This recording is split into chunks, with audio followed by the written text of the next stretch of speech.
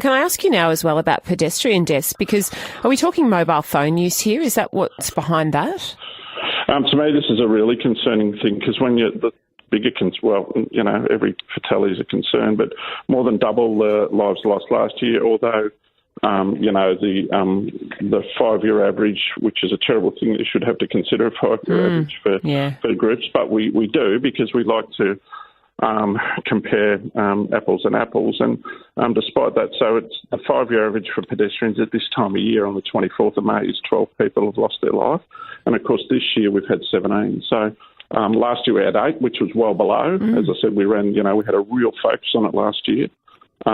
But that's, we can't police everyone's behaviour all the time. People need to take responsibility.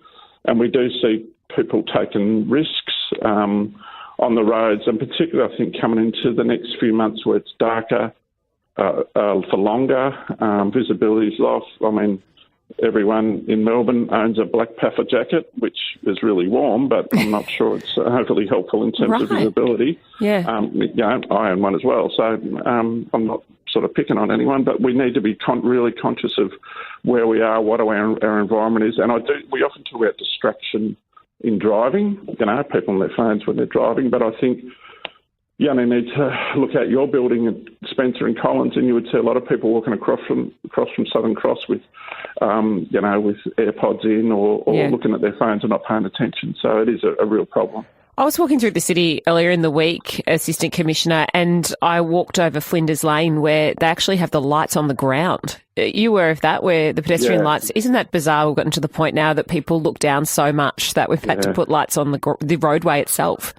Yeah, human behaviour is bad. It's something that, you shake your head and go, well, the technology has kept up with it. I mean, we have other parts of the city where, we have countdown timers and numbers inside the pedestrian lights, and which is quite a common thing interstate and overseas as well. So, it is, we need to react and try and use technology the best way to keep people safe. But at the end of the day, people need to take responsibility for their own actions and be aware of their surroundings. Is it also time now, though, for a campaign, maybe another TAC campaign? Is that something that you'd be looking at, given that huge jump, particularly in pedestrian deaths?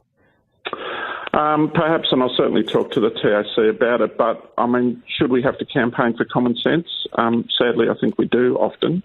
But, we ran that significant operation last year in 4 LGAs. It was really successful. Do we need to do that every year? I'd love to move on and focus on some other areas, but if we need to go back to that, we need to go back to running another campaign. We will, but, it works, it's cause and effect. I just want people to change their behaviour, please, if they can. Glenn Weir, Road Policing Assistant Commissioner, always appreciate your time. Thanks, Jacqui.